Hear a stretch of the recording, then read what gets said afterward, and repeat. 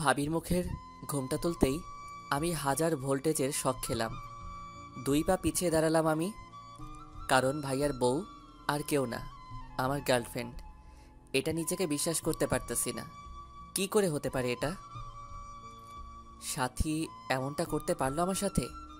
আমি দেশে না থাকায় এটা হয়ে গেল। না, এটা হতে পারে না। এসব ভাবছিলাম, তখনই ভাইয়ার ডাকে ভাবনা ভাঙলো। কি রে, ভাবি হয়েছে তোর? হুম। যাক, তাহলে তুই গিয়ে রেস্ট নে, পরে কথা হবে। আচ্ছা বলেই সেখান থেকে চলে আসলাম। রুমে এসে দরজাটা লাগিয়ে দিলাম। তারপর পুরনো কথাগুলো ভাবতে লাগলাম। চলুন আসল পরিচয় দিয়ে নেই। আমার নাম আনোয়ার হুসাইন, বাসা মেহেরপুর জেলা, থানা মুজিবনগর। আমি আপু আব্বু আম্মুকে নিয়ে আমাদের হ্যাপি ফ্যামিলি। আমাদের নিজেদের বিজনেস আছে, যেটা ভাইয়া আর আব্বু মিলে সামলাই। তাই আমাকে কোম্পানি নিয়ে চিন্তা করতে হয় না। আমি পড়ালেখা শেষ করে একটা প্রাইভেট কোম্পানিতে চাকরি করি। বিন্দাস লাইফ। আমার একটা বড় ভাই আছে।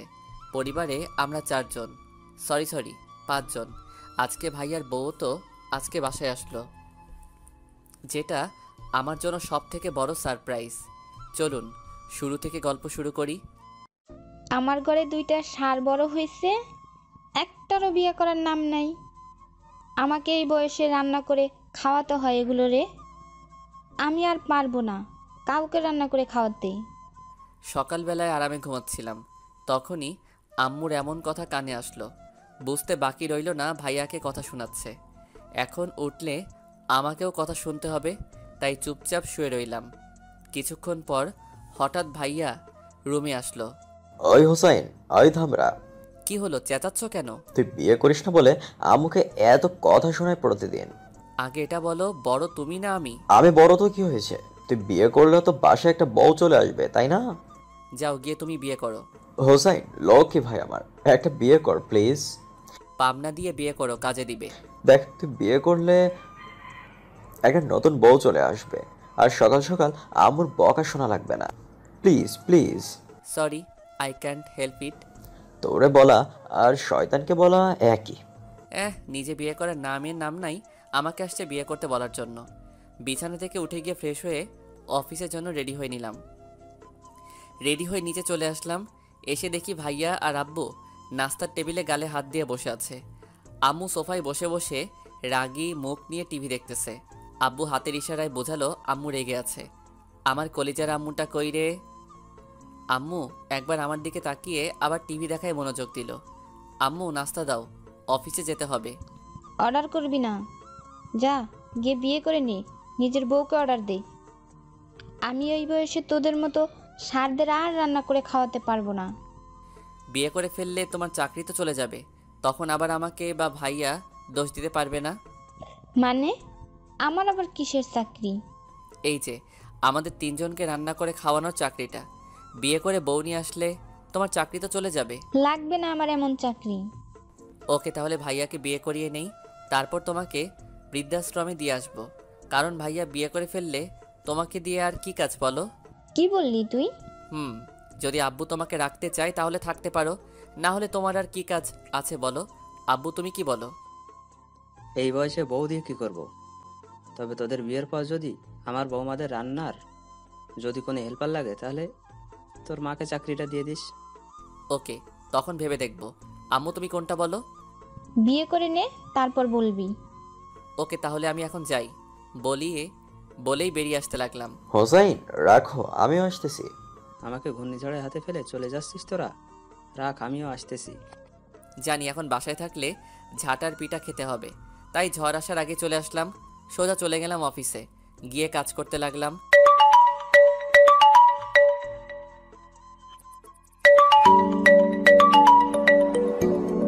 তখনই মোবাইলটা বেজে উঠল।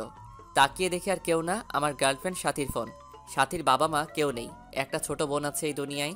আর যদি কেউ থাকে সেটা বলতে গেলে আমি। ও খুব কিউট একটা মেয়ে, কিন্তু ওর ছোট বোনকে আমি এখনও দেখিনি, কারণ মাস 2-1 হলো আমাদের রিলেশনের। এসব চিন্তা বাদ দিয়ে ফোনটা রিসিভ করলাম। তুমি কি বিজি খুব? না, কেন? তাহলে কালকে বিকেলে আমার সাথে দেখা না করে কোথায় গিয়েছিলে? কালকে বিকালে তো বিয়ে করতে গিয়েছিলাম। কেন, তুমি জানো না? তা আজকে কি দেখা করা যাবে? ম্যাডাম ডেকেছে, আমি না এসে পারি? থাক, আর ঢং করতে হবে না। তা এখন আসতে পারবে একটু? কোনো জরুরি কাজ আছে নাকি? না, তেমন কিছুই না, শুধু তোমাকে দেখতে মন চাইতেছে। 5টায় পার্কে এসো, তখন মন ভরে দেখে নিও। এখন মাত্র আসলাম, আবার যদি এখনই চলে যাই তাহলে চাকরিটা আর বাঁচানো যাবে না। ওকে, বাই বেবি। আমি আবারও কাজে মন দিলাম। 5টায় অফিস শেষ হওয়ার পরে সোজা চলে গেলাম। গিয়ে দেখি সাথী ওর সাথে একটা মেয়ে নিয়ে বসে আছে। আমি স্বাভাবিকভাবেই গিয়ে বসলাম। হুসাইন, তোমাকে বলেছিলাম না আমার বোনের কথা? হুম। ওই হলো আমার ছোট বোন সুমনা আক্তার, জান্নাত। সবাই জান্নাত বলে ডাকে। হাই। হ্যালো। তা কি নামে ডাকবো আপনাকে? মানে? মানে দুলাভাই না নাম ধরে? আমাকে নাম ধরে ডাকলেই খুশি হব। ওকে হুসেন ভাইয়া, তাহলে আপনারা কথা বলেন, আমি এখন আসছি। কি হলো, জান্নাত চলে গেল কেন? বাজে কয়টা? আগে এটা দেখো। 5টা 40 কেন? তুমি 5টায় আসবে বলেছিলে, আর এখন বাজে 5টা 40। আর জান্নাতের 6টা থেকে ডান্স ক্লাস আছে, তাই চলে গেছে। ও সরি, আসলে বের হতে একটু দেরি হয়ে গিয়েছে। ওকে, তা কি খাবে বলো? তুমি যা খাবে আমিও তাই খাবো। ওকে। কিছুক্ষণ সাথীর সাথে কথা বলে বাসায় চলে আসলাম। বাসায় আসতেই দেখি ভাইয়া আর আব্বু গালে হাত দিয়ে সোফায় বসে আছে। কি হলো, এভাবে গালে হাত দিয়ে বসে আছো কেন তোমরা? 2টা ব্যাড নিউজ আছে তাই। তা কি কি শুনি? প্রথমত, আজকে বাসায় কিছুই রান্না হয়নি, মানে না খেয়ে থাকতে হবে। আরেকটা? আমাদের দাদু পরশুদিন নাকি আসবে, গ্রামে নাকি ঘোরা শেষ, তাই পরশুদিন আসবে। তো কি হয়েছে, কাল থেকে নামাজ পড়া শুরু করে দিব, তাহলেই তো সব সমস্যার সমাধান। তোমরা বসো, আমি ফ্রেশ হয়ে এসে দেখি কি করা যায়। বলেই রুমে চলে আসলাম। রুমে এসে অনলাইনে খাবার অর্ডার করে দিলাম, তারপর ফ্রেশ হতে চলে গেলাম। চলুন আমাদের ফ্যামিলির বাকি পরিচয়টা দিয়ে নেই। অনেকেই ভাবছেন আমার গার্লফ্রেন্ড আছে, তাহলে বাসায় বললেই তো বিয়ে করিয়ে দেয়, সেটা আমিও জানি। কিন্তু সবথেকে বড় সমস্যা হলো দাদু। আসলে আমাদের বংশের নাকি একটা রুলস আছে, প্রেম করে বিয়ে করলে তাকে পরিবার ত্যাগ করতে হবে। আমার ছোট চাচা বিয়ে করেছিল, তাই তাকে পরিবার ত্যাগ করতে হয়েছে সারা জীবনের জন্য। কাকাকে এখনো পর্যন্ত দেখিনি, তার খবর আজও পাইনি। আর পরিবারের যেই এই রুলটা ভাঙবে তাকেই পরিবার ছাড়তে হবে, আর আমি পরিবার ছাড়া বাঁচতে পারবো না, তাই চুপচাপ পড়ে থাকাই ভালো। আসলে কাকাকে দাদু না দাদা বের করে দিয়েছিল। দাদুর মনটা অনেক নরম। দাদাভাই মাস 6 আগেই মারা গেছে। দাদু বাসায় থাকলে সবাইকে সুন্দর করে চলতে হয়, তাই দাদু আসার আগেই সব ঠিক হয়ে যেতে হবে। আমার আব্বু আম্মু যদিও আমাদের জেনারেশনটাকে বুঝতে পারে, কিন্তু দাদুর উপরে কথা বলার কেউ নেই বাসায়, তাই বাসা ছেড়ে থাকার চেয়ে চুপচাপ বাসায় থাকাই ভালো। ভাবতেছেন এগুলো বললাম কেন? হারে পাঠক পাঠিকারা, আপনারা গল্পের সাথে থাকেন, এগুলো কাজে দেবে তাই বললাম। চলুন গল্পে ফিরি। ফ্রেশ হয়ে নিচে গিয়ে দেখি এখনও বসে আছে। আম্মুও এখানেই বসা। আব্বুকে ইশারা করলাম আম্মুর রাগটা ভাঙাতে। আব্বু মাথা নেড়ে না বলে দিল।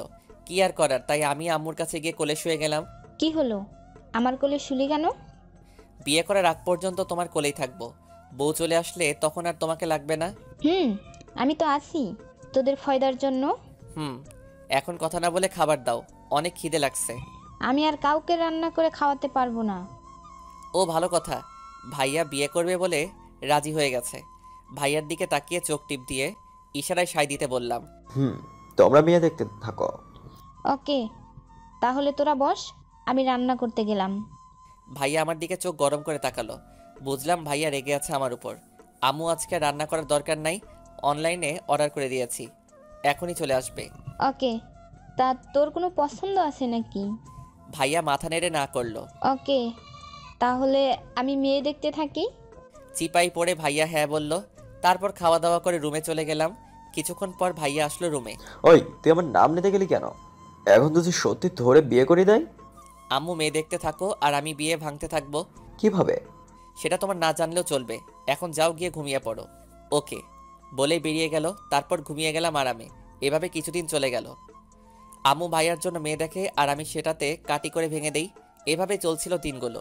তখনই হঠাৎ একদিন অফিসে বসে কাজ করছিলাম, তখনই দারোয়ান এসে বলে গেল কোম্পানির এমডি স্যার ডাকতেছে।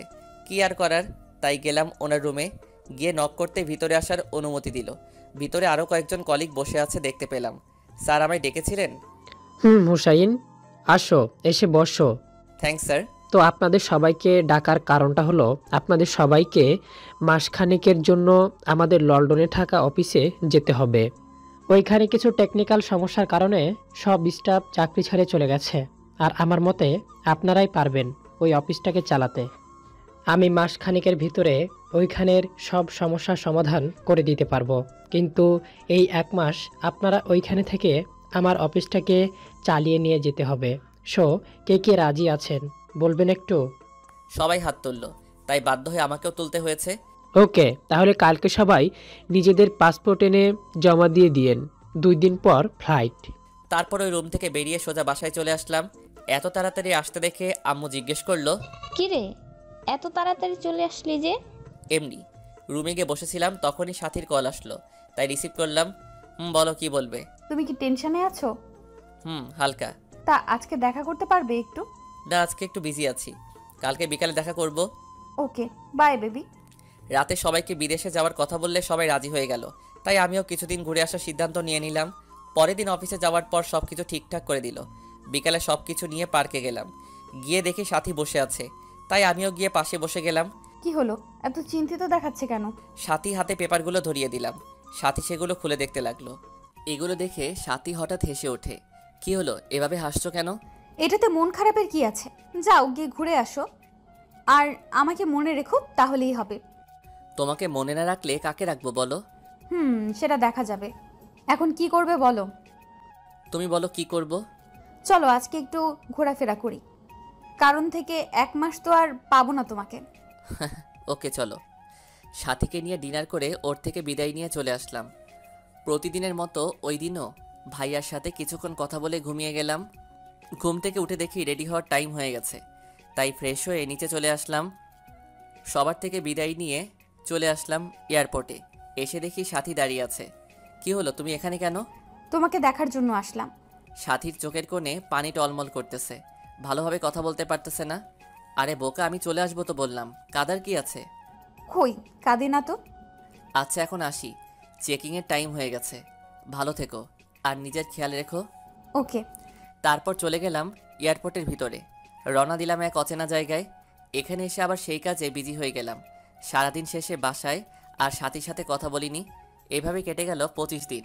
রাতে মোবাইল টিপতেছিলাম, তখনই ভাইয়া কল দিল, তাই রিসিভ করলাম। একটা গুড নিউজ আছে। কি গুড নিউজ?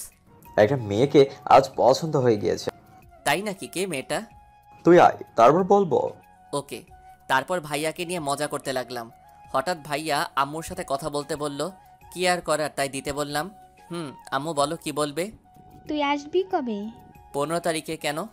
মানে আর 2 দিন পর কেন? তাহলে 17 তারিখে তোর ভাইয়ের বিয়ের তারিখ রেখে দিই। কোনটা বলিস? কি এত তাড়াতাড়ি? 100টা মেয়ে দেখার পর একটা মেয়ে পছন্দ হয়েছে, এটাতেও যদি লেট করি তাহলে দেখা যাবে এটাও ভেঙে গেছে। আমি তো কালকেই বিয়ে পড়িয়ে দিতাম, শুধু তুই নেই বলেই করাইনি। তুই 15 তারিখে আসলে 17 তারিখে বিয়ে, এটাই ফাইনাল।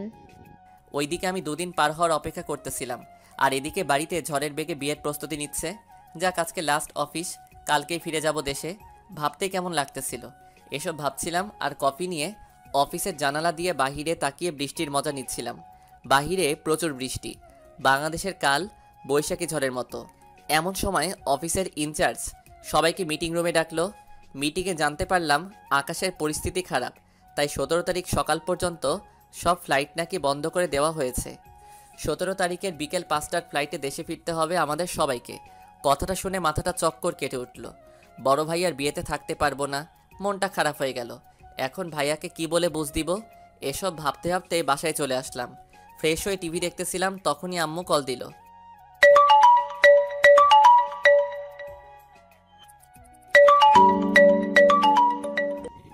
আম্মু বলো। তোর ফ্ল্যাট কালকে ল্যান্ড করবে কয়টায়? এখানে আকাশের অবস্থা ভালো না, তাই আবহাওয়া অফিস থেকে 17 তারিখ সকাল পর্যন্ত সব ফ্লাইট বন্ধের ঘোষণা করে দিয়েছে। কি? তাহলে এখন কি হবে? কি আবার হবে? 17 তারিখের বিকেলের ফ্লাইটে আসতেছি, তোমরা তোমাদের কাজ করে যাও। তারপর অনেক কষ্টে সবাইকে মানালাম, কারণ বিয়েতে সবাইকে ইনভাইট করা হয়ে গেছে। এখন ডেট পিছিয়ে দেওয়া অসম্ভব, তাই তারিখ অনুযায়ী বিয়ে হবে বলে দিলাম। সাথীকেও কথাটা জানিয়ে দিলাম। তারপর দিলাম একটা আরামের ঘুম। 17 তারিখে বিকালে ত্যাগ করলাম বিদেশের মাটি। দেশে গিয়ে চেকিং করাতে করাতে প্রায় রাত 12টা বেজে গেছে। তারপর সোজা বাসায় চলে আসলাম। বাসায় এসে দেখি বাসাটা অনেক সুন্দর করে সাজানো, অনেক মেহমানও এসেছে। ভিতরে গিয়ে সবার খবর নিলাম। ভাইয়া এসে আমাকে জড়িয়ে ধরলো। চল, তোর ভাবিকে দেখবি? অনেক রাত হয়ে গেছে, কাল সকালে পরিচয় হয়ে যাব না হয়। চুপ, আয়, তোর মতামত জানবো বলে বসে আছি। কেন? আম্মু আর দাদু বলছে তোর বউ পছন্দ হবে না, এটা নিয়ে বাজি লেগে বসে আছি। কিসের বাজি?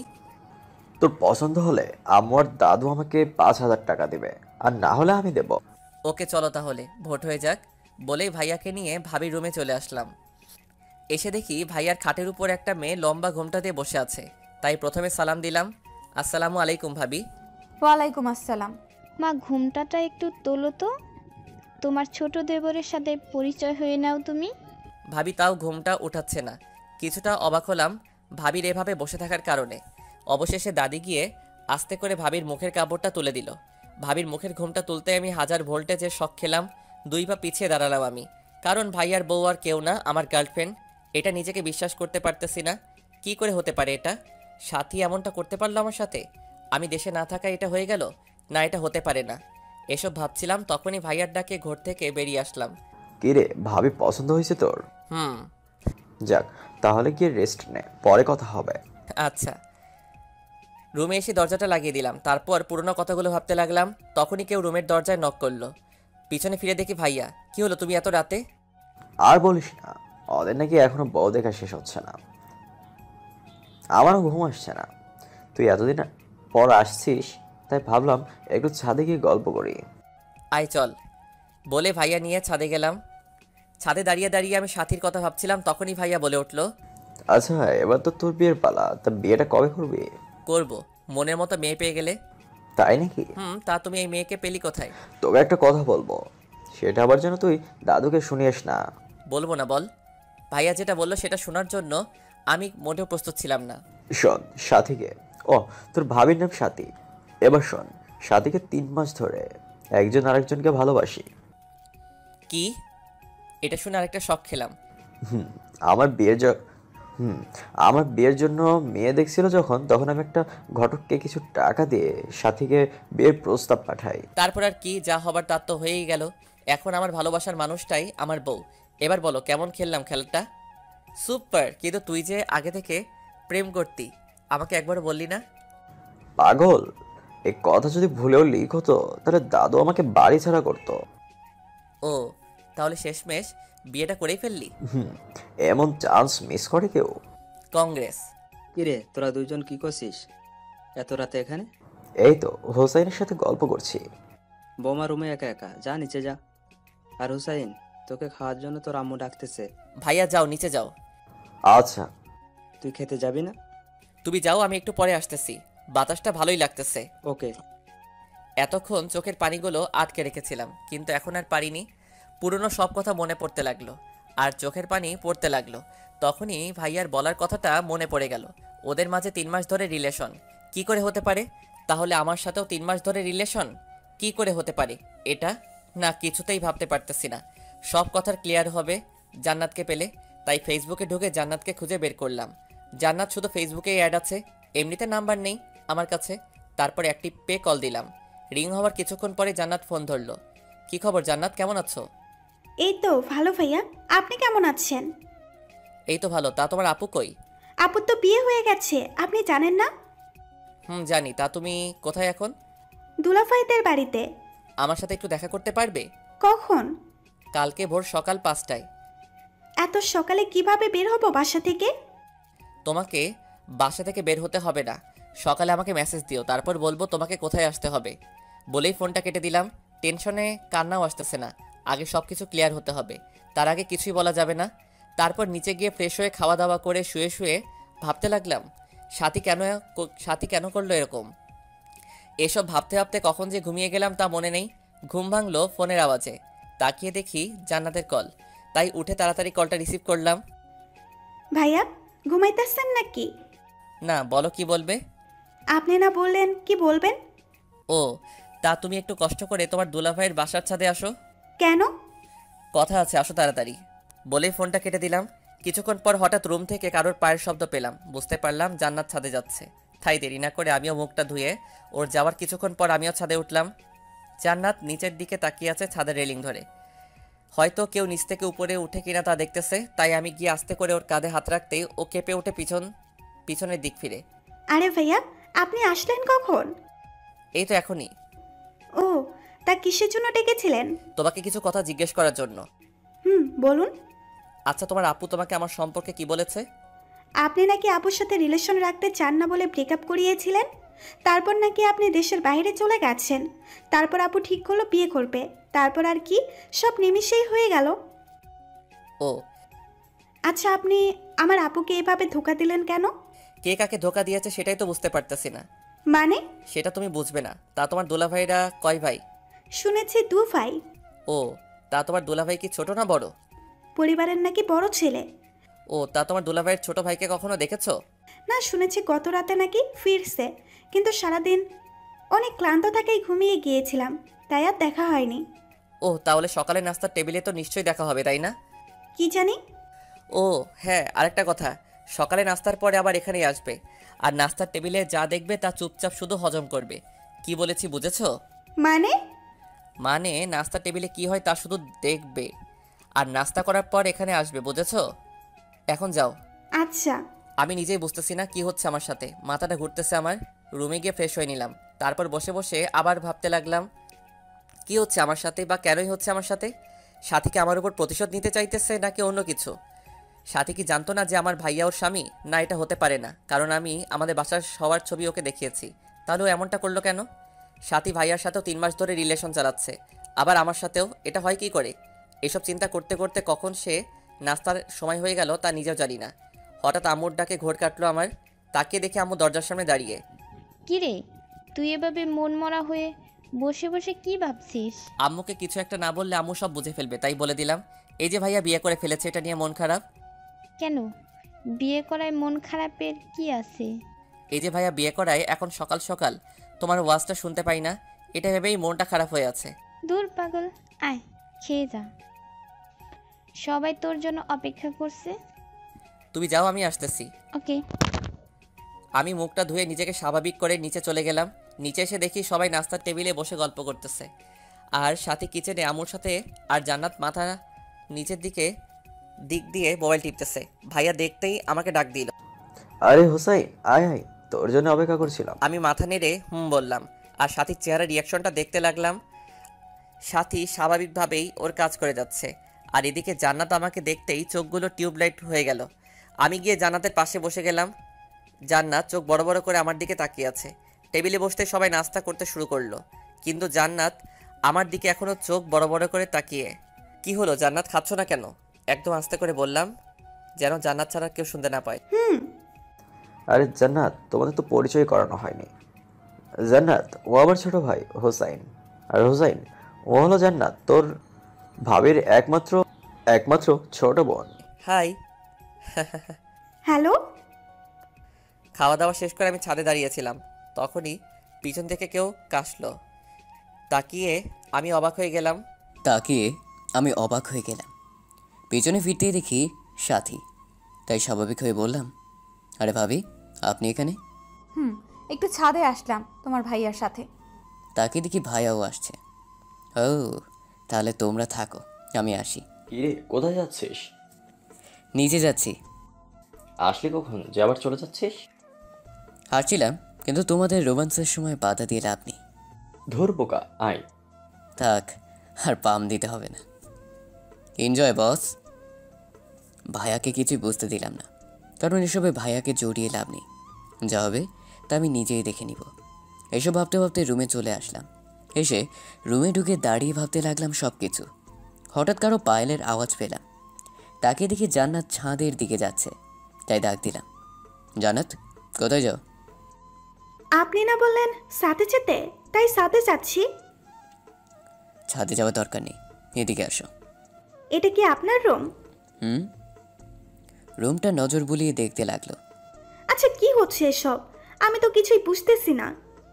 আমি নিজেই বুঝতেছি না তোমাকে কি বলবো। আপনি আপুকে ছেড়ে দিয়েছেন, তারপর আপু আপনার ভাইয়াকে বিয়ে করে ফেলেছে। কি হচ্ছে এসব? তুমি কিছু জানো এরকমটা করার কারণটা কি? না ভাইয়া, আমি তো এইসবের কিছুই জানি না। তবে আপু যে কোনো কিছু করতে চাইতেছে এটা আন্দাজ করতে পারতেছি। হুম, কিন্তু কেন করবে এসব? আপনি আপুকে ধোঁকা দিয়েছেন, তাই এসব আপনার উপর প্রতিশোধ নিতে চাচ্ছে না তো? কে ধোকা দিয়েছে তোমার আপুকে? আপনি? আরে আমি জান্নাতকে সত্যটা বলতে গিয়েও বললাম না, যা করার আমাকেই করতে হবে। আচ্ছা তুমি এখন যাও, আর তোমাকে আপুকে এগুলো বলো না, কেমন? ওকে। না, আমাকে সাথে সাথে কথা বলতেই হবে। আর ও এতটা স্বাভাবিক হয়ে চলে কিভাবে, এসব ভাবতে হতেই মাথাটা ব্যথা করতে লাগলো। তাই আম্মুকে ডাক দিলাম। কি রে, এভাবে ডাকতেছিস কেন? মাথাটা ব্যথা করছে, একটু টিপে দাও না। কাল রাত জার্নি করে এসেছিস, তাই এরকম হচ্ছে। একটু ঘুমিয়ে নে, সব ঠিক হয়ে যাবে। ঘুম আসছে না। তাহলে মেডিসিন খেয়ে নে। টেনশনে ঘুম আসবে না, তাই মেডিসিন খেয়ে নেওয়াই ভালো, পরে সব কিছু দেখা যাবে। ওকে, যাও তুমি। আম্মু চলে গেল, আমি একটা ঘুমের ট্যাবলেট খেয়ে শুয়ে গেলাম। কিছুক্ষণ পর হারিয়ে গেলাম ঘুমের রাজ্যে। ঘুম ভাঙে তাকিয়ে দেখি ভাইয়ার সাথী চেয়ারে বসে আছে। আমাকে চোখ খুলতে দেখে ভাইয়া বলে উঠল, এখন কি অবস্থা তোর? ভালোই, আমার আবার কি হবে? এখন বাজে কয়টা তাকিয়ে দেখেছিস? দেখি সন্ধ্যা 7টা বেজে গেছে, তাই ফট করে উঠে বসলাম। যা ফ্রেশ হয়ে খেয়ে নে কয়েকটা, আমাকে এখন বাইরে যেতে হবে। কেন? এখন বাইরে কেন যাবে? একটু কাজ আছে, তুই গিয়ে ফ্রেশ হয়ে নিচে চলে আয়। হুম। আর সাথী, তুমি গিয়ে ওর জন্য খাবার রেডি করো। আমি উঠে চলে গেলাম ফ্রেশ হতে। ফ্রেশ হয়ে এসে নিচে চলে গেলাম, গিয়ে দেখি ভাবি সব কিছু রেডি করছে। আমি গিয়ে টেবিলে বসে গেলাম, প্লেটটা উল্টে রাখলাম। আমি ভাত দিচ্ছি। থাক, আমি কোনো বেইমানের হাতের খাবার খাই না। হুসাইন, তুমি আমাকে ভুল বুঝতেছো। ভুল বুঝতেছি কিনা তা তো জানি না, তবে তুমি যে একটা চাল চালতেছো এটা আমি জানি। তুমি ভুল ভাবতেছো। থাক, এখন আপাতত খেতে দিবেন ভাবি? হুম। এখানে কথা বাড়ালাম না, কারণ বাসায় সবাই আছে তাই। খাওয়া দাওয়া করে চুপচাপ রুমে চলে আসলাম। তারপর সিগারেট নিয়ে সোজা চলে গেলাম ছাদে। সিগারেট জ্বালিয়ে সমানে টানতে লাগলাম। তখনই পেছন থেকে কারোর কাশির আওয়াজ পেলাম। তাকিয়ে দেখি জান্নাত। আরে তুমি? ভাইয়া আপনি সিগারেট খান? হুম, মাঝে মধ্যে, বাস্তবে কিন্তু খাই না। এটা তো খারাপ জিনিস। হুম, জানি, তবে মাথায় যখন জ্যাম লেগে যায় তখন এটা চোটাতে সাহায্য করে। মানে হলো, মাথায় যখন টেনশন থাকে তখন এটা খেলে টেনশন ফ্রি হয়। ও, তাও এটা খাওয়া ভালো না, আর আপনি আজ থেকে এটা খাবেন না প্লিজ। ওকে, ট্রাই করব। আচ্ছা, নিজের গার্লফ্রেন্ডকে ভাবি ডাকতে কেমন লাগে আপনার? ভালোই লাগে। আপুর জন্য কষ্ট হয় না আপনার? না, কেন? কারণটা বলা যাবে না। ওকে, তা এখন কি করবেন? ঘুমাবো। হো, তাহলে আপনি থাকেন, আমি আসি। আমি গিয়ে ল্যাপটপ নিয়ে অফিসের কাজ করতে বসে গেলাম। কাজ শেষ করে শুয়ে গেলাম। সকালে কারোর ডাকে ঘুম ভাঙলো। তাকিয়ে দেখি জান্নাত কফির মগ নিয়ে দাঁড়িয়ে আছে। চোখ খুলে ভালো করে তাকিয়ে আমি টাসকি খেয়ে গেলাম, কারণ জান্নাত আজকে শাড়ি পরেছে, আর শাড়িতে যে ওকে এত সুন্দর লাগে তা আমি কখনো ভাবতেও পারিনি। ওহো, জান্নাতের ব্যাপারে তো আপনাদের বলাই হয়নি। জান্নাত সাথীর ছোট বোন, এটা তো জানেন। জান্নাত এবার অনার্সের ছাত্রী, দেখতে হয়তো সাথীর থেকেও সুন্দর, আর চেহারায় মায়াবী ছাপ আছে। যে কোনো ছেলের ক্রাশ হওয়ার যোগ্যতা আছে। দেখতে পুরোই নিষ্পাপ, সারা শরীর একদম পারফেক্ট, হয়তো জিম করে। আর সব থেকে সুন্দর হলো ওর গালের নিচের দিকে তিলটা। হাসলে তিলটা ওকে আরও মায়াবী করে তোলে। এক কথায় একটা পরী। চলুন গল্পে ফিরি। আরে, তুমি কফি নিয়ে এসেছো? আন্টি আর আপু কাজ করতেছে, তাই আমি কফি নিয়ে আসলাম। আর আপনাকে ডাক দিতে আসলাম, অফিসের নাকি টাইম হতে যাচ্ছে। ও হ্যাঁ, আর আজকে শাড়ি পরেছো, কাহিনী কি? আর বইলেন না, আমি নিচের কাপড়ের ব্যাগ বাসায় ফেলে এসেছি, তাই কি আর করব, আপুর একটা শাড়ি পরেছি। ও, ওকে, আমি আসি। আমি রেডি হয়ে অফিসে চলে গেলাম। অফিসে কাজ করছিলাম, তখনই ফোন আসলো। তাকে দেখি আব্বু। কী হলো আব্বু, ফোন দিয়েছো কেন? তুই কি বেশি বিজি নাকি? না, কেন? আমাদের অফিসে আয়, একটু কাজ আছে। কেন, কোনো সমস্যা? না, আয় একটু। যাক, কি আর করার, তাই গেলাম অফিসে। গিয়ে ভিতরে ঢুকেই অবাক হয়ে গেলাম। ভাবি, ভাই আর আব্বু অফিসে এসে বসে আছে, আর আমাদের অফিসটাও ভালো করে সাজানো হয়েছে। কী হলো ভাইয়া, আজকে কোনো অনুষ্ঠান আছে নাকি? আজকে তোর ভাবিকে অফিসে সবার সাথে পরিচয় করিয়ে দিব। তা আমাকে ডাকার কারণটা কি? এখানে তুই না থাকলে হয় নাকি? আমার অনেক কাজ আছে, আমি গেলাম। চুপ, বসে থাক এখানে, আর অনুষ্ঠান শেষ হলে যাবি একেবারে। ওকে। তারপর আর কি, সবাইকে ডেকে পরিচয় করিয়ে দিল। তারপর সবাইকে অফিসে লাঞ্চ করানোর আয়োজন করানো হলো। খাওয়া দাওয়া শেষ করানোর পর আমি গিয়ে চেয়ারে বসে রইলাম। কিছুক্ষণ পর ভাইয়ের আব্বু এসে আমার সামনে দাঁড়ালো। কি হলো, এবার সামনে এসে দাঁড়ালে কেন? তোকে ছোট একটা কাজ করতে হবে। তোমাদের এভাবে দাঁড়ানো দেখে বুঝে ফেলেছি কিছু একটা করতে হবে। তা বলে ফেলো, কি করতে হবে? তুই একটু তোর ভাবিকে বাসায় পৌঁছে দিয়ে তুই সেখান থেকে তোর অফিসে চলে যাস। তোর মাথা ঠিক আছে? আমাকে তাড়াতাড়ি অফিসে ফিরতে হবে। আরে আমরা তোর বসকে ফোন দিয়ে বলে দিয়েছি তোর যেতে একটু দেরি হবে, তাই যাওয়ার সময় একটু নামিয়ে দিয়ে যাস। তোর বউকে তুই নামিয়ে দিয়ে আয় গিয়ে। আরে এমনিতে বিয়ের কারণে অনেক কাজ জমে আছে, তাই প্রেশারটা একটু বেশি। আর এমনিতেও তুই তোর ভাবির সাথে পরিচয় হসনি, তাই যেতে যেতে পরিচিত হয়ে নিবি, আর ওকে একটু নামিয়ে দিয়ে তুই চলে যাবি। বউ তোমার, তুমিই গিয়ে চিনো, আর আমার এত পরিচয় হয়ে লাভ নেই। পরিচয় হওয়া লাগবে না তোর, সাথীকে বাসায় নামিয়ে দিয়ে যাস, তাহলেই হবে। ওকে, এই একটা চান্স সাথীর সাথে সরাসরি কথা বলার, তাই রাজি হয়ে গেলাম। আমি নিচে গিয়ে গাড়িতে বসেছিলাম। কিছুক্ষণ পর ভাবেও গাড়িতে এসে বসলো। তারপর গাড়ি চালাতে লাগলাম। আর কোথায় থেকে শুরু করব ভাবছি। তা বিবাহিত জীবন কেমন লাগছে? ভালোই। আমার কিছু প্রশ্নের উত্তর দিবে? বলো, কি জানতে চাও? গাড়িটা একটা সাইড করে রাখলাম।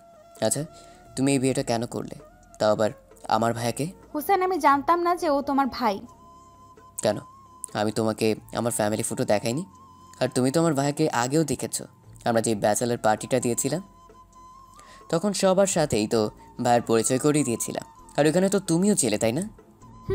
কিন্তু তখনকার কথা তো মনে ছিল না, আর বিয়েটা হঠাৎ করে হয়ে যাওয়ায় এত কিছু ভাবার সময় পাই নাই। বিয়েটা তাড়াতাড়ি হয়ে গেছে? কয়েকদিনে কি হয়ে গেল আমি কিছুই বুঝতে পারিনি। ও, তা তুমি আমাকে তো বলতে পারতে। এমনকি বিয়ের আগের দিন রাতেও আমি তোমার সাথে কথা বলেছি, তাই না? আমি তোমাকে কিভাবে বলবো এটা নিয়ে অনেক টেনশনে ছিলাম। ও, তুমি আমাকে কথাটা বলতে পারছিলে না, বা কি কথাটাই না শোনালে? দেখো, আমি না চাইতেও সব কিছু হয়ে গেছে। আমি কিছুই জানতাম না, বিশ্বাস করো। বিশ্বাস? তাও তোমাকে? অসম্ভব। হুসেন, আমি চেয়েছিলাম তোমাকে, কিন্তু আমি পারিনি। সাথী প্লিজ, এসব মিথ্যা কথা বলা বন্ধ করো। আমি মিথ্যা বলতেছি এটা তোমার কেন মনে হলো? কারণ আমি সবই জানি সাথী, সো আমাকে মিথ্যা বলে লাভ নেই। মানে? আচ্ছা, আমাকে কিছু প্রশ্নের উত্তর দিবে সাথী প্লিজ? বলো। আচ্ছা, তুমি ভাইয়াকে বিয়েটা করতে না করলে না কেন? বললে না কেন তুমি অন্য কাউকে ভালোবাসো? আমি বলতে চেয়েছিলাম কিন্তু পারিনি তখন, বিশ্বাস করো আমাকে হুসাইন। বলতে পারোনি কেন সেটাই তো জানতে চাইছি। আমি নিজেও জানি না তখন কেন যে বলতে পারিনি। দেখো সাথী, অনেক মিথ্যে বলেছো, আর বলো না প্লিজ। এখন তো সত্যিটা বলো প্লিজ। কিসের সত্যি বলবো? তুমি কেন করেছো এসব, আর আমাদের ভাইদের সাথেই কেন করছো? আমি আবার কি করলাম? হায় রে, ভোলা চেহারা জানো না কি করেছো? না, আমাকে বলে দিতে হবে। বলো, আমি শুনি। আচ্ছা, তোমাদের বিয়ের দিন রাতে আমি ভাইয়ের সাথে কথা বলেছিলাম। তখন ভাই আমাকে বলেছিল তোমাদের নাকি লাভ ম্যারেজ। সাথী মাথাটা নামিয়ে ফেললো, কি যেন ভাবতে লাগলো। তুমি ভাইয়ের সাথেও রিলেশন করেছো, আবার আমার সাথেও? প্লিজ একটু বলবে কেন এসব করেছো? কি দোষ ছিল আমার যেভাবে ঠকালে? আর কি মজা পেলে এটা করে? কেন খেলেছিলে আমার মনটা নিয়ে? তুমি একবার বললেও না বিয়েটা করে ফেললে। তা আবার আমার ভাইকেই কি এমন কারণ যার জন্য তুমি এমনটা করছো? কেন করছো এসব? কি লাভ হবে তোমার, বলবে একটু? লাভ নেই এখানে, তবে আমার মনের জ্বালাটা মিটবে। মানে? তোকে তো আমি বোকা মনে করেছিলাম, কিন্তু তুই তো দেখি মহা চালাক। আমার সব কিছু 2 দিনেই বের করে ফেলেছিস। আমি চেয়েছিলাম কেউ জানার আগে তোদেরকে ফকির বানিয়ে ছেড়ে দেব, কিন্তু আফসোস তুই জেনে গেলি। মানে কি সাথী? আর তুমি আমাকে তুই বা তোকারি করছো কেন? আর কে তুমি? আমাদের ফকির বানাতে চাইছো? ও সরি, আমি আগে আমার পরিচয়টা দিয়ে নেই। আমি সাথী সরকার, পিতা ফারহান সরকার। আর আমি এতিম না, আমার বাবা মা আছে। মানে তুমি আমার ছোট চাচার মেয়ে? আমি তোমার ছোট চাচার মেয়ে। তাহলে তো ভালোই। তা তুমি আমাদের ক্ষতি করতে চাইছো কেন? কারণ তোরা আমাদের অনেক বড় ক্ষতি করছিস, তাই আমি তোদের সবাইকে রাস্তায় আনবো। আমরা তোমাদের কি ক্ষতি করেছি? কি ক্ষতি করনি তাই বলো। ছোট থেকে আমরা দাদা দাদুর আদর পাইনি, আর সব থেকে বড় কথা হলো আমার আব্বু আম্মুকে তোমরা সবাই মিলে অপমান করে বাসা থেকে বের করে দিয়েছো। দেখো, তখন তো আর আমরা ছিলাম না, আর যা করেছে দাদা করেছে, এটা আমাদের কি করার আছে? তোমাদের বংশের নাকি একটা রীতি আছে, প্রেম করলে বাসা থেকে বের করে দেয়। আর আমার বাবা প্রেম করে বিয়ে করেছিল, তাই ওনাকে বাবা মা থাকতেও এতিম হয়ে চলতে হয়েছে। বাবাকে আমি এখনও কাঁদতে দেখি, তাই আমি ঠিক করেছি তোদের পরিবারকে আমি রাস্তায় নামাবো। কেন? তোদের বংশের নাম আমি মাটিতে মিশিয়ে দেব, আর কোনো বাবাকে কাঁদতে দিব না। দেখো, এসবের পিছনে তো আমাদের তো হাত নেই, তাই দাদার শাস্তি তুমি আমাদের দিচ্ছ কেন? তোদের রাস্তায় দেখলেই আমার শান্তি হবে। কিন্তু আমি তো তা করতে দিব না।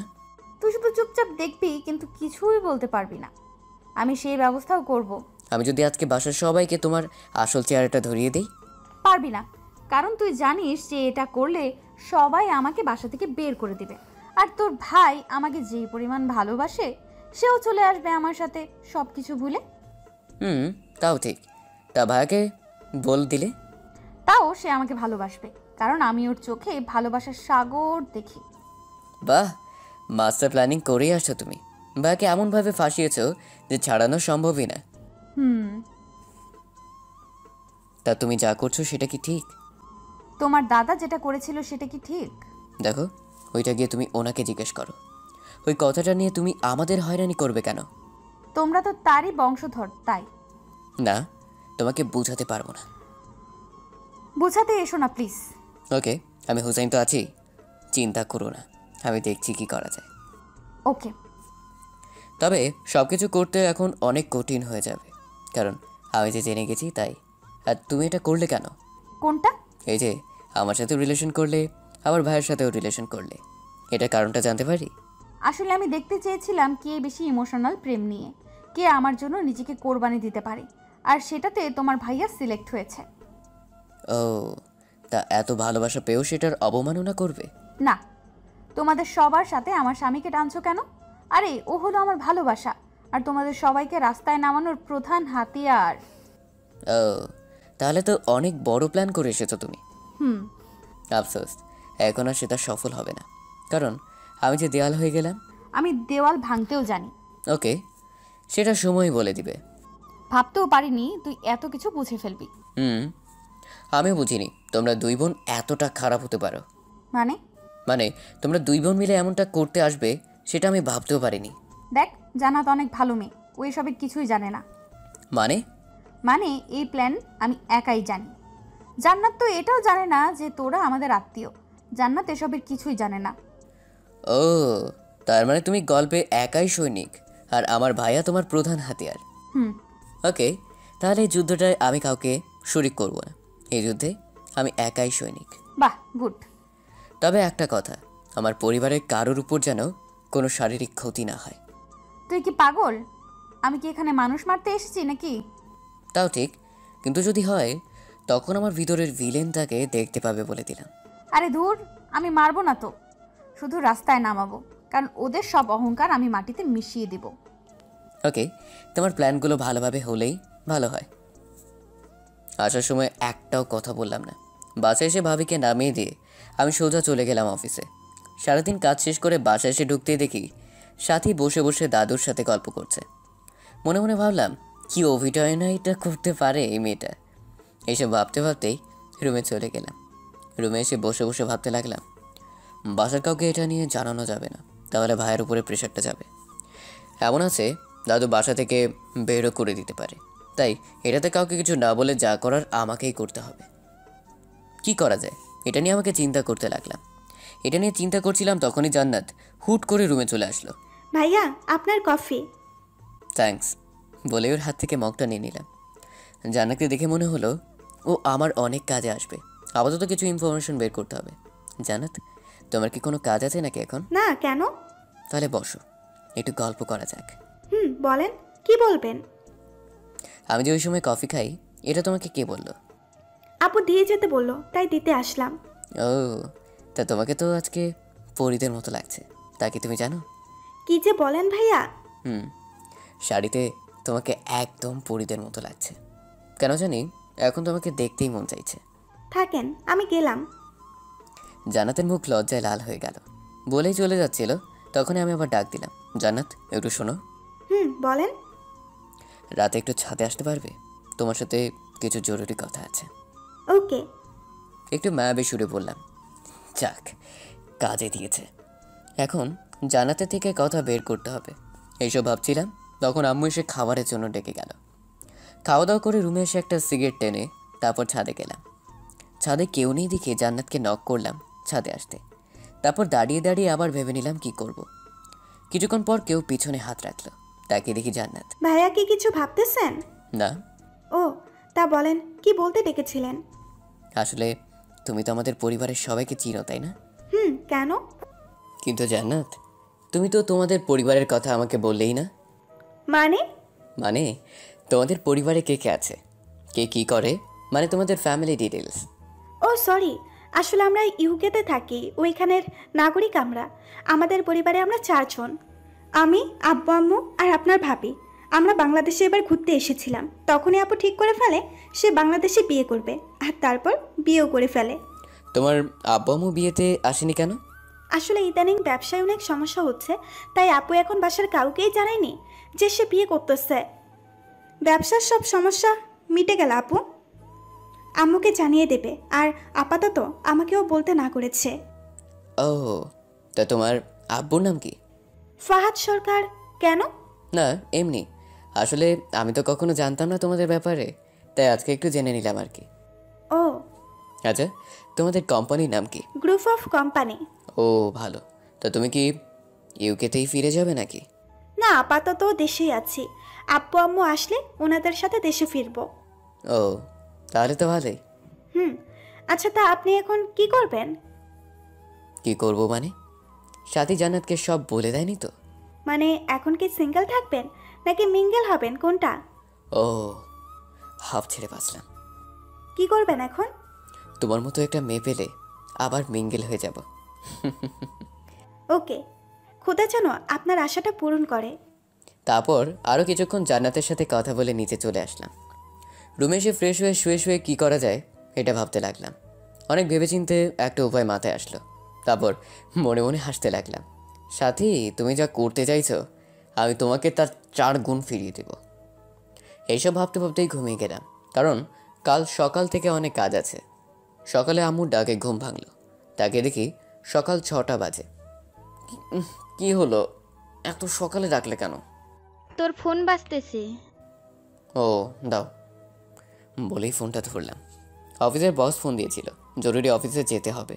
কি সমস্যা নাকি হয়েছে ডিলারদের সাথে, কি আর করার, তাই উঠে ফ্রেশ হয়ে চলে গেলাম অফিসে।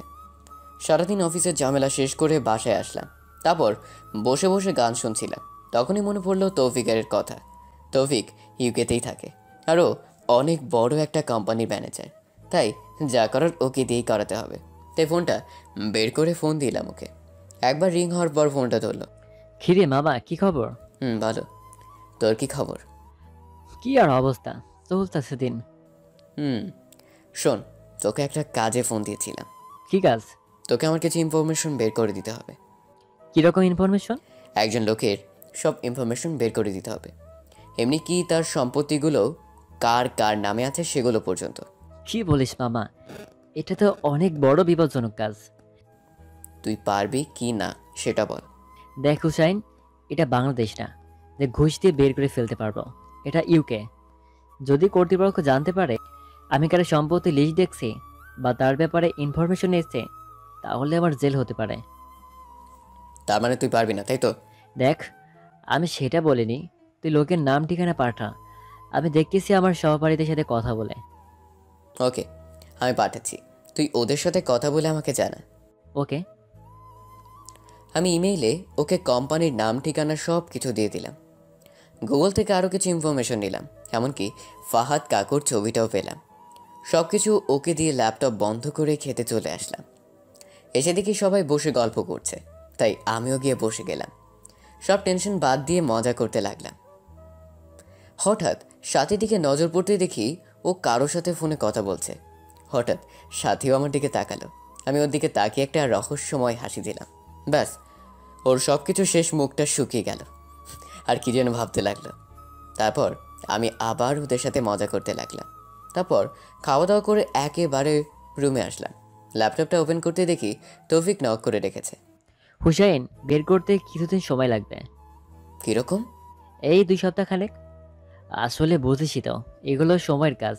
আর এদেশে তো ঘুষ নেয় না, আর যারা নেই তারা অনেক সেফলি কাজ করে, তাই কিছু সময় লাগবে। ওকে, কিন্তু যাই করিস একটু তাড়াতাড়ি, আর এই কথাটা যেন কেউ জানতে না পারে। আরে তুই চিন্তা করিস না, এটা জানাজানি হলে আমারই বিপদ হবে। সো তুই নিশ্চিন্তে ঘুমা। ওকে বলে ল্যাপটপ পাশে রেখে ঘুমিয়ে গেলাম। সকালে আম্মুর ডাকে ঘুম ভাঙলো। নাস্তা করে রেডি হতে লাগলাম অফিসে যাওয়ার জন্য। তখনই আম্মু দরজায় নক করলো। কিরে, রেডি হচ্ছিস? কেন? তুই যাওয়ার সময় জান্নাতকে একটু ড্রপ করে দিবি। কেন, জান্নাত কোথায় যাবে আবার? ওর নাকি একটা জরুরি ক্লাস আছে, তাই ওকে আজকে ভার্সিটিতে যেতে হবে। যাও, গিয়ে রেডি থাকতে বলো। ও রেডিই আছে, তুই যাওয়ার সময় ওকে নামিয়ে দিয়ে যাস, তাই হবে। ওকে। রেডি হয়ে নিচে গিয়ে দেখি জান্নাত রেডি হয়ে বসে আছে। ওকে দেখি মাথাটা চক্কর দিয়ে উঠল। তাকে দেখি জান্নাত আজকে অন্য দিনের চেয়ে অনেক সুন্দর হয়ে সেজেছে। চোখে কাজল, মাথার চুলগুলো সুন্দর করে গুছিয়ে রাখা, কপালে টিপটা আরও সুন্দর করে তুলেছে জান্নাতকে। এসব ভাবছিলাম, তখনই জান্নাত চোখের সামনে হালকা করে ওর চুড়ি নাড়া দিল। এতে আমি ভাবনার জগৎ থেকে বাইরে আসলাম। কি হলো, এভাবে আমার দিকে তাকিয়ে আছেন কেন? না, এমনি। চলো, এমনিতেই লেট হয়ে যাচ্ছে। চলেন। তারপর দুজনে গাড়িতে এসে বসলাম। তারপর গাড়ি চালাতে লাগলাম আপন গতিতে। শুনলাম আজকে নাকি আপনার ইম্পর্টেন্ট ক্লাস আছে। আচ্ছা, তোমাকে একটা পার্সোনাল প্রশ্ন করি। বলেন। তোমার কি কোনো বিএফ আছে? ভাইয়া, এই দেশে আমরা মাত্র 4 মাস এসেছি, সো এখানে বিএফ থাকা অসম্ভব। তাহলে আজকে কিসের ক্লাস করতে যাচ্ছ? মানে যে মেয়েদের বিএফ থাকে না তাদের তো সাধারণত ইম্পর্টেন্ট ক্লাস থাকে না, তো তোমার আবার কি ক্লাস আছে? ও আসলে আজকে যাওয়ার কারণটা হলো এতদিন যে ক্লাসগুলো মিস করেছি সেইগুলো নোট করতে আনবো, আর সামনে তো এক্সাম, তাই সেটার চার্ট নিতে যাব। বিশ্বাস হচ্ছে না কেন জানি আমার। কেন? মানলাম ক্লাস করতে যাচ্ছেন, তাহলে এত সেজে গুজে কেন? তা একটা মডার্ন মেয়ে হয়ে কপালে টিপ, এটা হজম হচ্ছে না।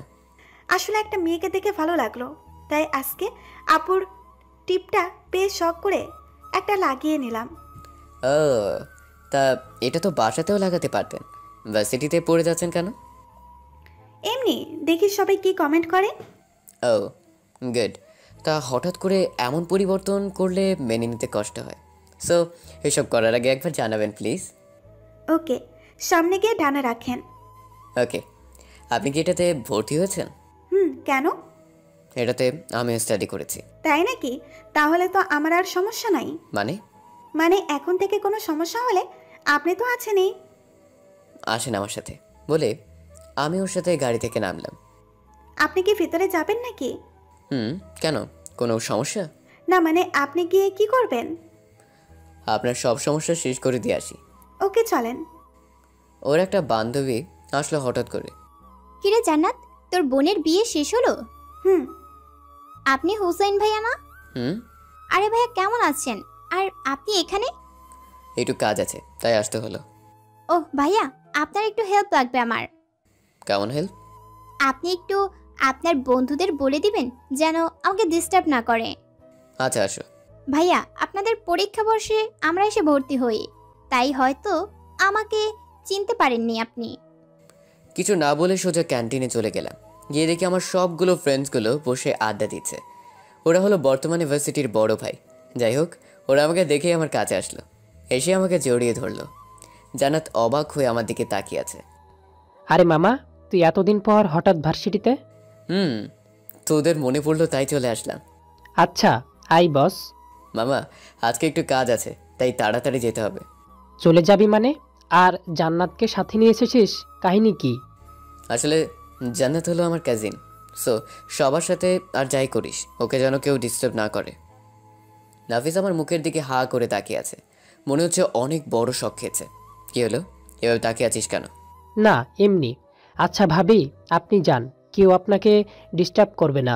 কেউ যদি করে তাহলে আমাকে বলবেন, তাহলেই হবে। ওই ভাবিকে। নাফিস আমার দিকে তাকালো। আমি ইশারায় সরি বলতে বললাম। ও সরি, মুখ ফসকে বের হয়ে গেছে। জান্নাত, তুমি যাও, আর সমস্যা হলে আমাকে জানিও। ওকে। জান্নাত ঠাস করে আমার দিকে ঘুরে তাকালো।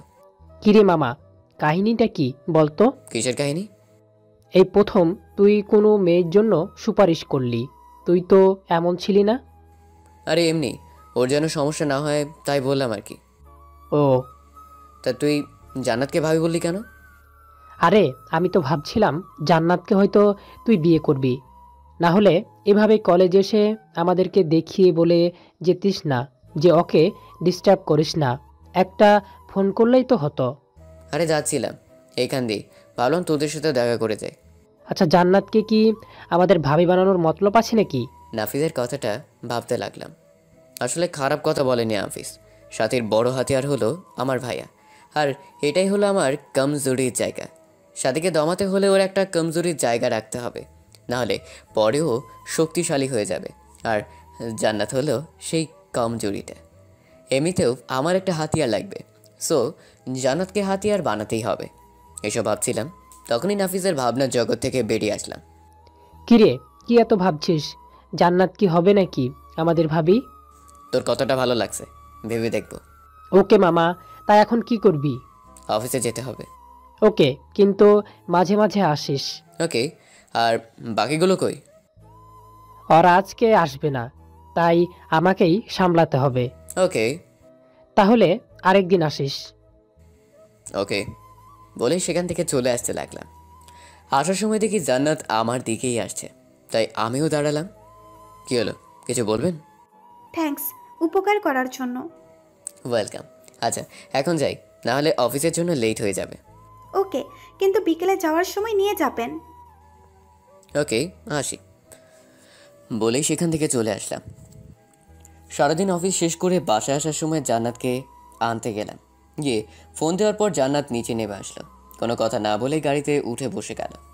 কেমন কাটলো আজকে? ভালোই। আপনাকে নাকের আগায় রাগ লেগে আছে কেন? এমনি। কেউ কিছু বলেছে? না। তাহলে ভাবে রাগ করে আছেন কেন? এমনি। আচ্ছা, রাগটা কি আমার উপর নাকি অন্য কারোর উপর? আপনার উপর। ও, তাহলে তো আর সমস্যা নেই। ওই, আপনি আগে কি কলেজে র্যাগিংয়ের লিডার ছিলেন? না, কে বলেছে আপনাকে? মিথ্যে বলেন কেন? আপনার ব্যাপারে আজকে সব জেনেছি আমি। কি জেনেছেন? এই ভার্সিটিতে গিয়ে কি কি কাজ করতেন। কি করতাম? এই মেয়েদের র্যাগ দিতেন। সব স্যার ম্যাডাম আপনাকে ভয় পেত, যাকে মন চাইতো তাকেই মারতেন, আরও অনেক কিছু। ওই সময় রাজনীতি করতাম, তাই একটু করতাম আর কি। কিন্তু এগুলো আপনাকে কে বলেছে? কে বলেছে সেটা আপনাকে বলতে যাব কেন? আমার এত গুণ গাইলো, তাকে দেখবো না একবার? থাক, দেখতে হবে না। আরে ওই সময়ের কথা বাদ দেন, এখন তো এসব ছেড়ে দিয়ে ভালো হয়ে গেছি, তাই না? তা ঠিক। আপনার কপালের টিপটা কোথায়? ফেলে দিয়েছি।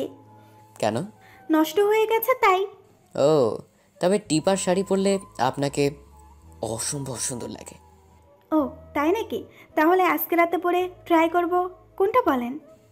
এটা আপনার ইচ্ছে। ওকে। কথা বলতে বলতে বাসায় চলে আসলাম। তারপর গাড়িটা পার্ক করে ভিতরে আসলাম। এসে দেখি ভাইয়া ওরাও চলে এসেছে, আর দাদু সবাইকে নিয়ে গল্প করছে।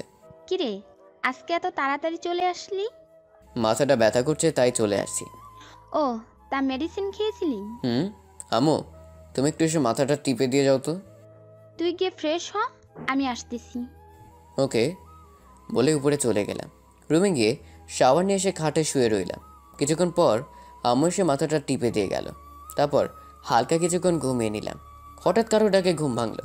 তাকিয়ে দেখি জান্নাত সামনে দাঁড়িয়ে, তাও শাড়ি পরে আর কপালে ছোট্ট একটা টিপ। মনে হচ্ছিল কোনো এক পরী আমার সামনে দাঁড়িয়ে আছে আর মুচকে মুচকে হাসছে। ওই, আপনার ঘুম ভাঙছে? কেন? এত কষ্ট করে পড়ছি আর আপনি নাকি এখানে পড়ে ঘুমাচ্ছেন? সরি, মাথাটা একটু ব্যথা করছিল তাই আর কি একটু ঘুমিয়েছিলাম। এখন কি অবস্থা? ভালোই। আজকে সবাই প্ল্যান করতেছে বাইরে ডিনার করবে। কোনটা বলে? ভালোই। তাহলে আর কি, উঠে রেডি হয়ে নেন। না হলে আন্টি এসে ঢাকিয়ে রেডি হতে পাঠাবে। কিছু না বলে একটা মুচকি হাসি দিয়ে উঠে চলে গেলাম ওয়াশরুমে। ফ্রেশ হয়ে এসে দেখি জান্নাত চলে গেছে, তাই রেডি হয়ে ছাদে গিয়ে দাঁড়িয়ে সিগারেট দৌড়িয়ে টানতে লাগলাম। কিছুক্ষণ পর হঠাৎ কেউ পেছন থেকে বলে উঠল, টেনশন কি বেশি হয়ে গেছে? পেছনে ফিরে দেখি সাথী দাঁড়িয়ে আছে। না, প্ল্যান করছি। আমি তো আর আগে থেকে প্ল্যান করিনি, তাই এখন একটু ভাবছি আর কি। লাভ নেই। সেটা সময় না হয় বলবে। ও ভালো কথা, তোমাকে নিচে ডাকতেছে। বাসার সবাই নাকি আজকে বাইরে ডিনার করবে, তাই তোমাকে রেডি হতে বলেছে আম্মা। আমি রেডি হয়ে আছি। ও তাহলে তো ভালোই। আচ্ছা আমি এখন আসি। আমি দাঁড়িয়ে দাঁড়িয়ে আবার সিগারেট টানায় মন দিলাম। সিগারেট শেষ করে রুমে এসে মোবাইলটা নিয়ে নিচে গেলাম। মোটামুটি সবাই রেডি। আমি গিয়ে ভাইয়ের পাশে বসে গেলাম। কি রে, তুই এত তাড়াতাড়ি রেডি হয়ে গেলি? তা হঠাৎ করে এমন অদ্ভুত ডিসিশন নিলা যে? কোন ডিসিশন? এই যে আজকে বাইরে খেতে যাওয়ার প্ল্যান।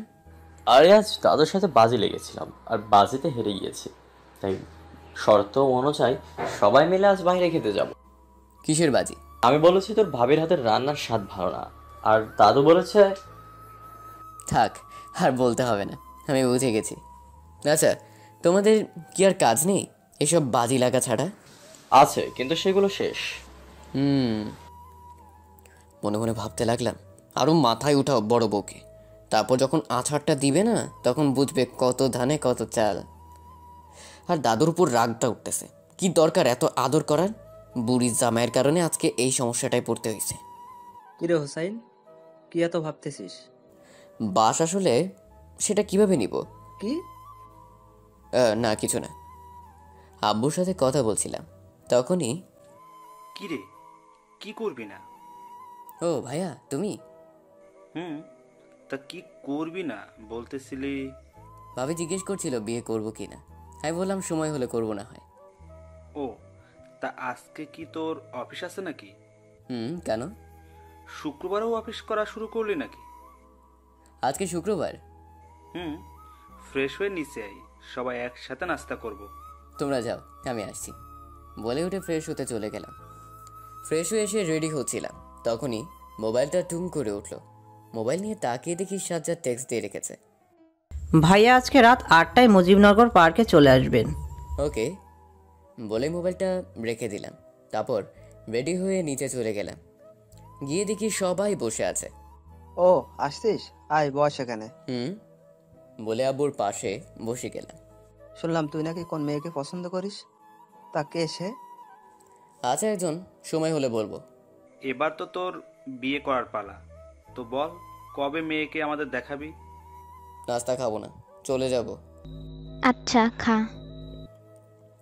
তারপর নাস্তা করে উপরে চলে আসলাম। রুমে বসে বসে গান শুনছিলাম, তখনই দরজায় জান্নাত নক করলো। আসতে পারি? থাক, আসার দরকার নেই। জান্নাত একটা হাসি দিয়ে ভিতরে চলে আসলো। তা এই সময় কি মনে করে? আপনি আমাকে ওই দিন মিথ্যে বলেছিলেন কেন?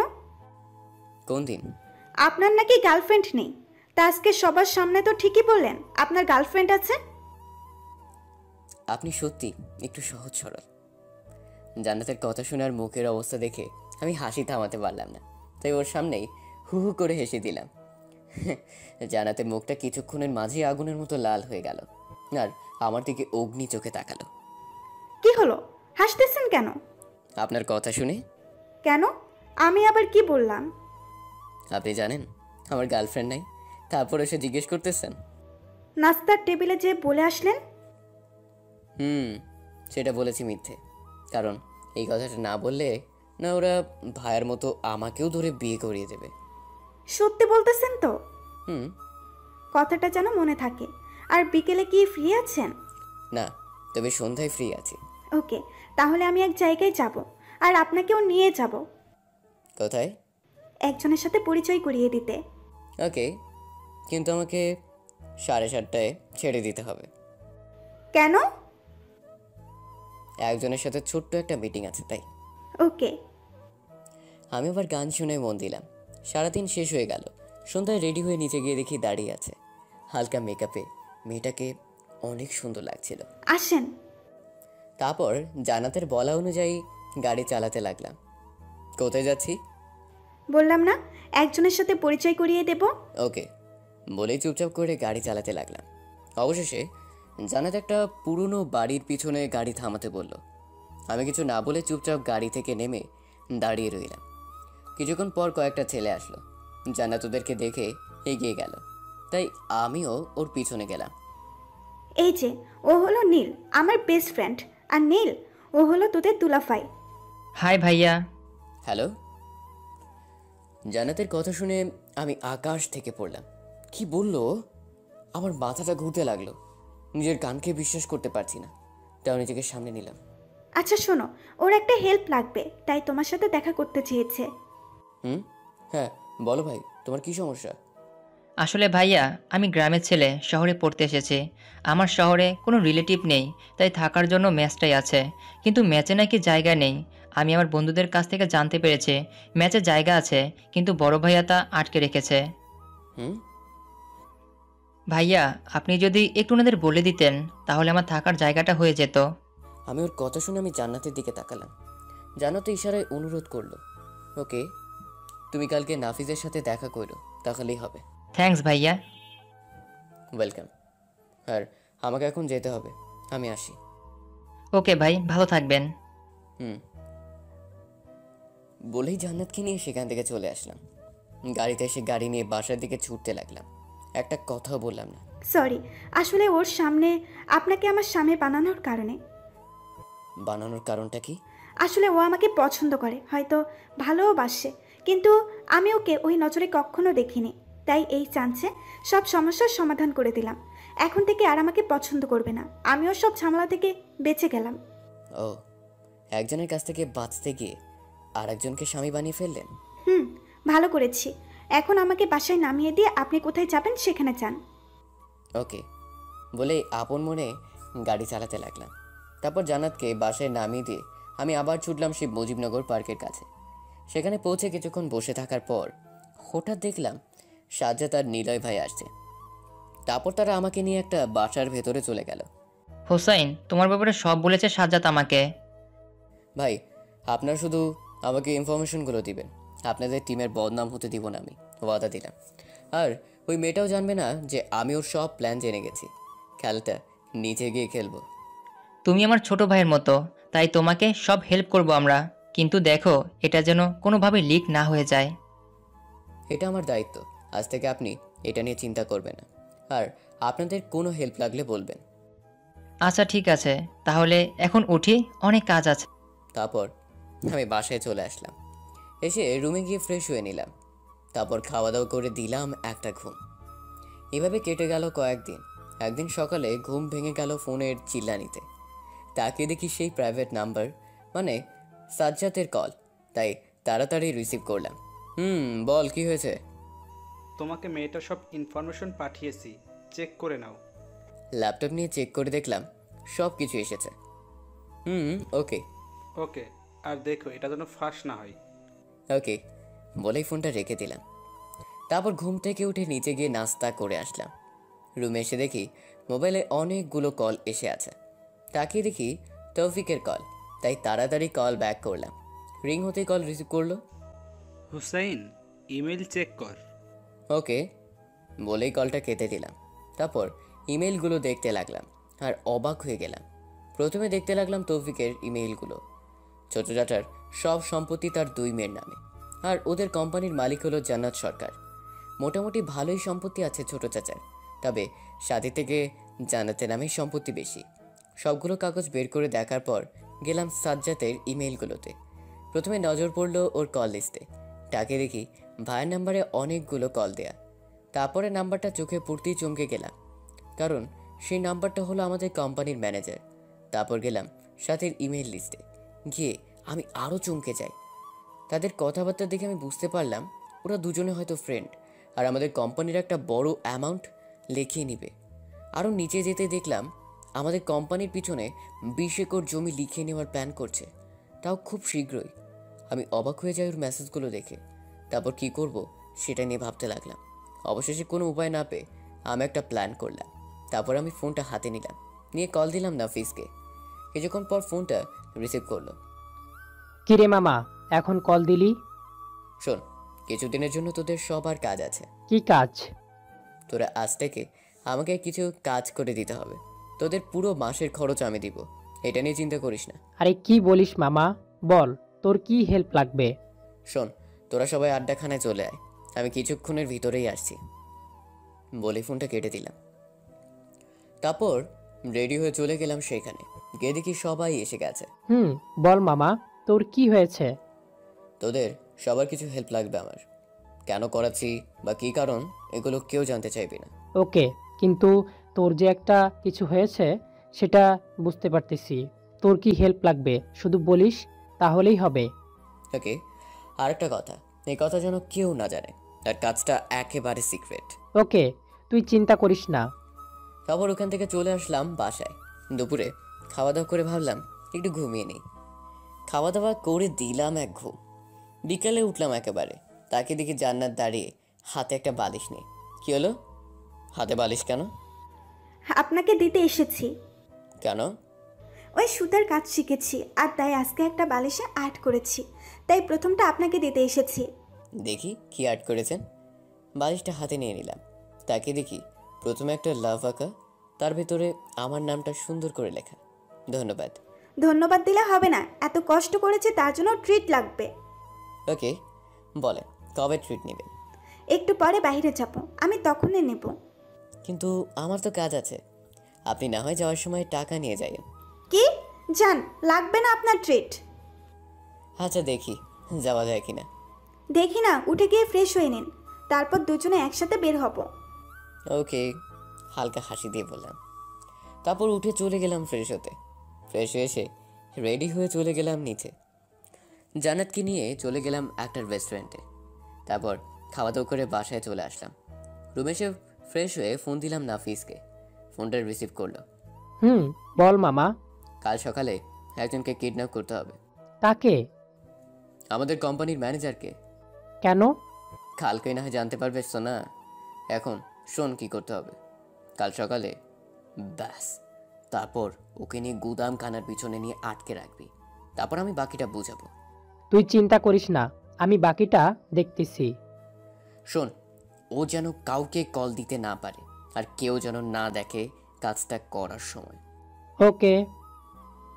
কথা শেষ হতে না হতেই দেখি তৌফিক নক দিয়েছে। কিরে, কি খবর? ভালো।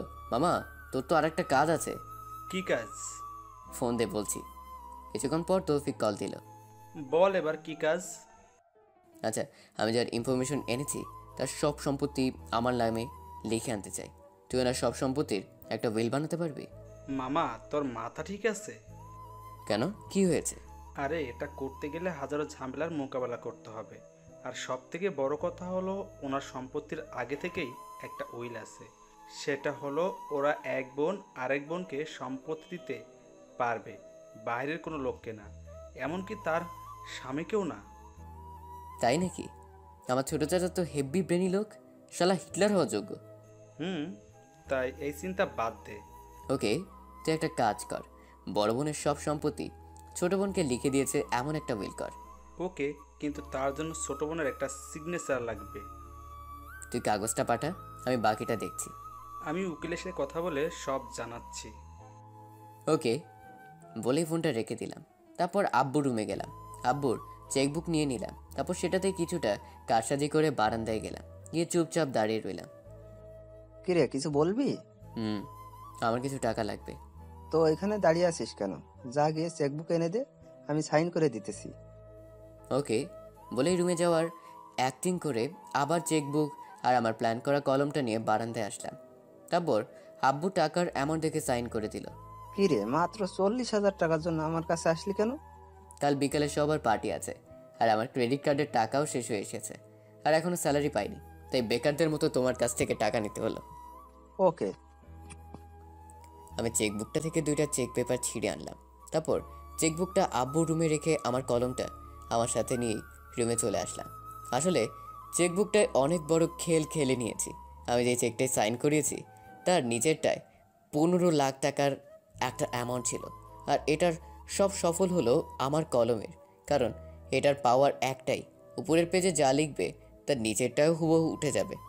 তা এখন 2টো চেকই আমার হাতে, আর কাল সকালে শুরু হবে একটা ঝামেলা। এসব শেষ করে ফ্রেশ হয়ে নিচে গিয়ে সবার সাথে হালকা কিছু মুখে দিয়ে রুমে চলে আসলাম। তারপর রুমে শুয়ে শুয়ে ভাবতে ভাবতেই ঘুমিয়ে গেলাম। সকালে ফোনে চিল্লানিতে ঘুম ভাঙলো। তাকে দেখি নাফিস ফোন দিয়েছে, তাই তাড়াতাড়ি উঠে ফোনটা রিসিভ করলাম। কিরে, ঘুম ভাঙছে? তা কাজটা হয়েছে মাম্মা? শালারে গুদামে আটকায় রাখছি, তুই আয়, আমি আছি এখানে। ওকে বলে ফোনটা কেটে দিয়ে চলে গেলাম ওয়াশরুমে। সকাল সকাল রেডি হয়ে চলে আসতে দেখে আম্মু ডাক দিল। কিরে, কোথায় যাচ্ছিস? বন্ধুদের সাথে আজকে পার্টি আছে, তাই এখন একটু যেতে হবে। কিন্তু অফিসের ব্যাগ নিয়ে কোথায় যাচ্ছিস? সেখান থেকে অফিসে চলে যাব, আসি এখন, বাই বলেই বাসা থেকে বেরিয়ে চলে আসলাম। তারপর সোজা চলে গেলাম গুদাম ঘরে। গিয়ে দেখি নাফিস বসে আছে। আমাকে দেখি নাফিস আসলো। আচ্ছা, একে এখানে আনার কারণটা কি বলতো? বলতেছি, আগে বল ওই শালা কোথায়? ভিতরে বেঁধে রেখেছি। ওকে আয়, তোকে সব খুলে বলতেছি। নাফিসকে নিয়ে গিয়ে একটা টুলে বসলাম। বল, কাহিনী কি? শোন তাহলে। নাফিস প্রথম থেকে সবকিছু খুলে বললাম। এবার বুঝলি তো? শালাকে আগে মারবো, তারপরে তোর বাসায় গিয়ে তোর ভাবিকে মারবো। আরে পাগল থাম। ও তো প্রথমত আমার ভাবি, তারপর আমার চাচাতো বোন, আর ওর রাগ করাটা স্বাভাবিক। তাই বলে তোদেরকে এভাবে নিচে নামানোর প্ল্যান করতেছে? আর আমি ওর সব রাগ ভেঙে দিব। তুই দেখিস, ওকে ভাইয়ের একটা লক্ষ্মী বউ বানাবো আমি। ওকে, তুই শুধু বলবি কি করতে হবে, বাকিটা আমি দেখে নিব। চল গেমের প্রথম পর্বটা খেলে যাই, তারপর দুপুরে বাকিটা খেলবো। আচ্ছা আই। আসলে আমাদের ম্যানেজার একজন ইয়াং ছেলে, বয়স আমার সমান বা তার একটু বড়। রুমে ঢুকতে আমার দিকে তাকালো। অনেক মেরেছে হয়তো নাফিস, চোখ মুখ দেখেই বোঝা যাচ্ছে।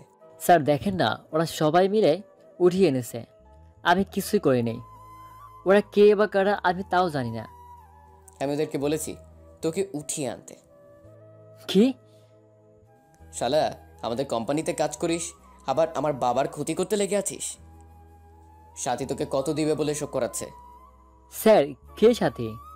আচ্ছা মনে পড়তেছে না, তাহলে এগুলো দেখ। বলে ওদের কথার কিছু রেকর্ডিং চালু করলাম। ম্যানেজার শুনে বড় সড়ো ধাক্কা খেলো, তারপর মাথা নিচু করে বসে গেল। কি হলো, এবার চিনতে পেরেছিস? স্যার প্লিজ, এসবে আমার কোনো দোষ নেই। ম্যাডাম আমাকে টাকার লোভ দেখে হিসাব করতে বলেছে। বুঝলাম, তা কত দিবে বলেছে? বলেছিল 10 লক্ষ টাকা দিবে আর চাকরিতে রাখবে সারা জীবন। ও, তাহলে 15 লক্ষ টাকা তো তোর জন্য অনেক বেশি, তাই না? একটা কাজ কর, তুই এখন ব্যাংকের ম্যানেজারকে ফোন দিয়ে বলবি 15 লক্ষ টাকার চেক পাঠাচ্ছি, সেটার ক্যাশ যেন দিয়ে দেয়। কেন স্যার? তুই আজ থেকে আমাদের হয়ে কাজ করবি, আর এই টাকাটা তোর অ্যাডভান্স। কথাটা শুনে ছেলেটার মুখটা ঝলমল করে উঠল, কিন্তু ও জানে না আমি কি ভাবছি। ওকে স্যার, আপনি যা বলবেন তাই করব। আপাতত ফোন করে ব্যাংকে ফোন করে বল টাকাটা দিয়ে দিতে। কিন্তু স্যার এটার জন্য তো চেক লাগবে। চেক আছে আমার কাছে, তুই শুধু ফোন করে বললেই হবে। আমার ফোন তো ওরা নিয়ে গেছে। নাফিসের ফোনটা এনে আমার হাতে দিল। নে এবার ফোন কর। হাত তো বাঁধা। সমস্যা নেই, আমি কল দিচ্ছি, তুই শুধু কথা বল। তারপর ব্যাংক ম্যানেজারকে কল দিয়ে ফোনটা ওর কানে ধরলাম। ফোন রিসিভ করার পর ছেলেটা বলল লোক গেলে টাকাটা দিয়ে দিতে। তারপর আমি ফোনটা কেটে দিলাম। তারপর নাফিসকে নিয়ে বাহিরে চলে আসলাম। পিছন থেকে ছেলেটা ডাকছিল আর বলছিল, স্যার আমি তো এখন আপনাদের দলে, আমাকে ছেড়ে দিন এবার। কিছু না বলেই বাহিরে চলে আসলাম আমরা। ছেলেটাকে কি ছেড়ে দিব? তুই কি পাগল?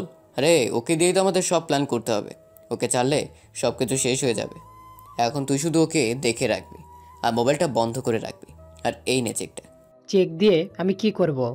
চেকটা নিয়ে টাকা তুলে নিয়ে আসবি, আর এমন লোককে পাঠাবি যেন ওদেরকে কেউ না চিনে, আর মুখ যেন সহজে কেউ দেখতে না পায়। ওকে, তুই চিন্তা করিস না। শোন, আমি এখন অফিসে চলে যাই, দুপুরে এসে আর একটা খেলবো। ওকে। আর ওর দিকে কড়া নজর রাখিস, আর মারিস না, আর পালাতে যেন না পারে ওইদিকে খেয়াল রাখিস। বলেই চলে গেলাম অফিসে। অফিসে গিয়ে কাজ করছিলাম, তখনই মোবাইলে কল আসলো। তাকে দেখে জান্নাত কল দিয়েছে, তাই ফোনটা রিসিভ করলাম। আপনি কোথায়? অফিসে। কেন? সারা সকাল আপনাকে কোথাও খুঁজে পাইনি, তাই ফোন দিলাম। আমাকে খুঁজতেছিলেন কেন? এমনি আপনাকে দেখতে মন চাইতেছিল তাই।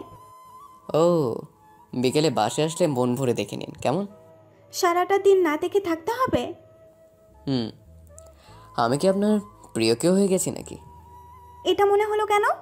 না, যেভাবে বললেন সারাদিন না দেখে থাকতে হবে, তাতে কি বুঝবো বলেন? এত বেশি বোঝার দরকার নেই। আপনি এখন একটু ভার্সিটিতে আসতে পারবেন? কেন? এমনি আজকে ক্লাস করতে মন চাইতেছে না, তাই আপনাকে নিয়ে ঘুরতে বের হব। কিন্তু দুপুরে তো আমার কাজ আছে। ওই এত কাজ করেন কেন? আমি কি আপনাকে সারাদিন আটকে রাখবো নাকি? ওকে, আমি আসছি বলেই ফোনটা রেখে দিলাম। তারপর অফিস থেকে বেরিয়ে চলে গেলাম ভার্সিটির সামনে। গিয়ে দেখি ও দাঁড়িয়ে আছে। বলুন, কোথায় যাবেন এই দুপুরে? আজকে আপনার পছন্দের জায়গায় যাব।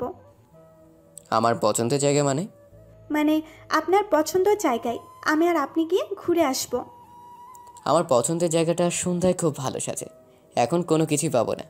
ওকে, তাহলে সন্ধ্যায় যাব। আপাতত চলেন, হালকা কিছু খেয়ে নেই, সকাল থেকে কিছুই খাইনি।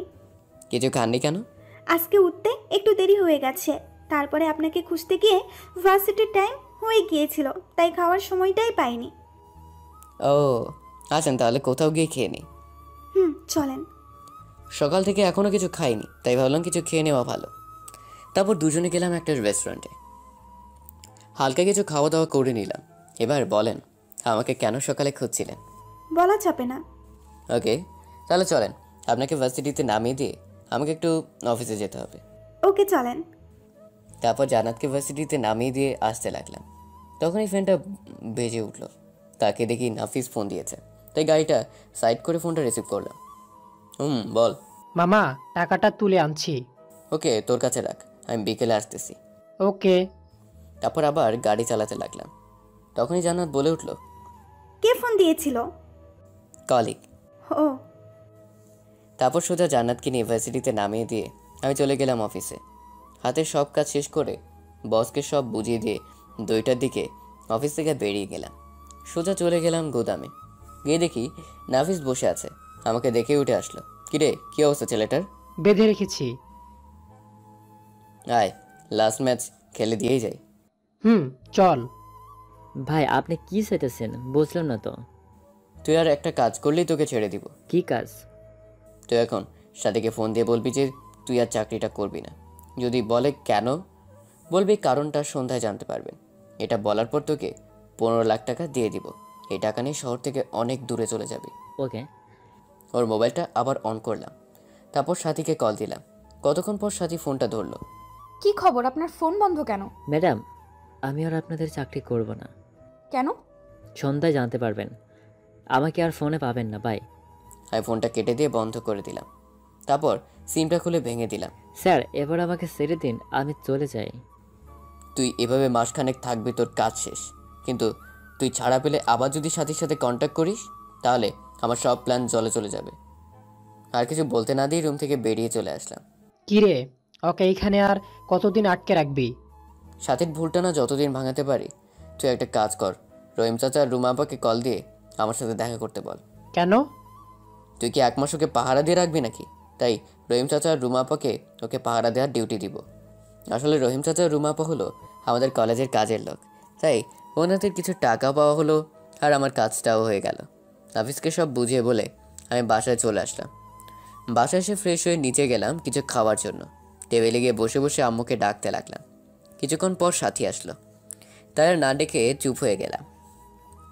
আর সাথীকে দেখে বোঝা যাচ্ছিল ও অনেক টেনশনে আছে। কি হলো? আম্মুকে ডাকতেছো কেন? খাবো, ক্ষুধা লাগছে। তুমি বসো, আমি দিচ্ছি। কিছুক্ষণ পর খাবার এনে টেবিলে রেখে দিল। আমি কোনো কথা না বলে চুপচাপ খেতে লাগলাম। সাথী উপরে চলে গেল। আমি খাওয়া দাওয়া করে দিলাম এক ঘুম। সন্ধ্যায় ঘুম ভাঙলে ফ্রেশ হয়ে নিচে গেলাম। নিচে গিয়ে দেখি সবাই মুড অফ করে বসে আছে। আমি জানি কেন এভাবে সবাই বসে আছে, তাও পরিস্থিতির কিছুই বুঝিনি। এমন ভাব করে জান্নাতের পাশে গিয়ে দাঁড়ালাম। সাথীর দিকে তাকিয়ে দেখি সাথীর মুখটা শুকিয়ে কাঠ হয়ে গেছে। তাই জান্নাতকে জিজ্ঞেস করলাম, কি হয়েছে জান্নাত? জানে না তো। আমি এসে দেখি সবাই চুপচাপ হয়ে বসে আছে। সবার কি হয়েছে? এভাবে মনমরা হয়ে বসে আছো কেন?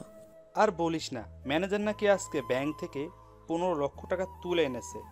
এবার জোরে বললাম কথাটা। তো কি হয়েছে? এতগুলো টাকা নিয়ে সে এখন ফোন বন্ধ করে রেখেছে। আর এই টাকা তোলার ব্যাপারে বাবা বা আমি কেউ জানি না। মানে? মনে হয় টাকা নিয়ে পালিয়েছে। কি? চমকে ওঠার ভান করলাম। ওরে বিশ্বাস করাটাই ভুল হয়েছে। আরও করো বাইরের মানুষকে বিশ্বাস। এবার হয়েছে না শিক্ষাটা? সবাই চুপ হয়ে বসে আছে, তাই আমিও গিয়ে ভাইয়ের পাশে বসে গেলাম। তো এখন পুলিশে কমপ্লেন করেছো? না, আজকে রাতটা দেখি, কালকে দিনে দেখা যাবে। আর কিছু না বলে চুপ হয়ে বসে রইলাম। তখনই জান্নাত এসে আমার পাশে বসলো, তারপর আস্তে করে বলল, কি হলো, সন্ধ্যায় না কোথায় নিয়ে যাবেন বলেছিলেন? জান্নাতের এমন কথা শুনে চমকে ওর দিকে তাকালাম। মেয়েটা সত্যিই পাগল। জান্নাত এটা হয়তো বুঝতে পেরেছে, তাই আবার বলল, থাক তাহলে কালকেই নিয়ে যাইয়েন। আচ্ছা, সবাই কি এখন এভাবেই বসে থাকবে নাকি খাওয়া দাওয়া খাবে? আমার প্রচুর খিদে পেয়েছে। তুই যা, গিয়ে খা, আমরা একটু পরে খাবো। এমন ভাব করে বসে আছো যেন কোটি টাকা লস খেয়েছো। আর কাল পর্যন্ত যেহেতু দেখবে বলেছো, সো কালকেই সব দেখা যাবে। ভাবি, কিছু খেতে দাও প্লিজ। বলেই সাথী চলে গেল খাবার রেডি করার জন্য। তারপর খাওয়া দাওয়া করে বাহিরে যাওয়ার সময় জান্নাতকে আসার জন্য ইশারা করে চলে আসলাম বাহিরে। তারপর গাড়িতে বসে বসে জান্নাতের জন্য অপেক্ষা করতে লাগলাম। হঠাৎ তৌফিকের কল আসলো, তাই ফোনটা পিক করলাম। কিরে মামা, এখন ফোন দিলি কেন? শোন, তোর কথা মতো বড় বোনের সব সম্পত্তি ছোট বোনকে ট্রান্সফার করার ব্যবস্থা করতেছি, কিন্তু এগুলো রেডি করার জন্য প্রথমে ছোট বোনের একটা সিগনেচার লাগবে, বলেছিলাম না? সিগনেচার দেওয়ার জন্য কাগজটা আমি পাঠিয়ে দিয়েছি। কাল বিকেলে কোরিয়া তোর কাছে পৌঁছে যাবে। তুই ওইটাতে সাইন করি আবার কোরিয়ারে পাঠিয়ে দিস, তারপর আমি সব কিছু রেডি করে ফেলবো। এত কিছু কিভাবে করতেছস? আর বলিস না, কি রিস্ক নিয়ে করতেছি তা তোরে বলে বোঝাতে পারবো না।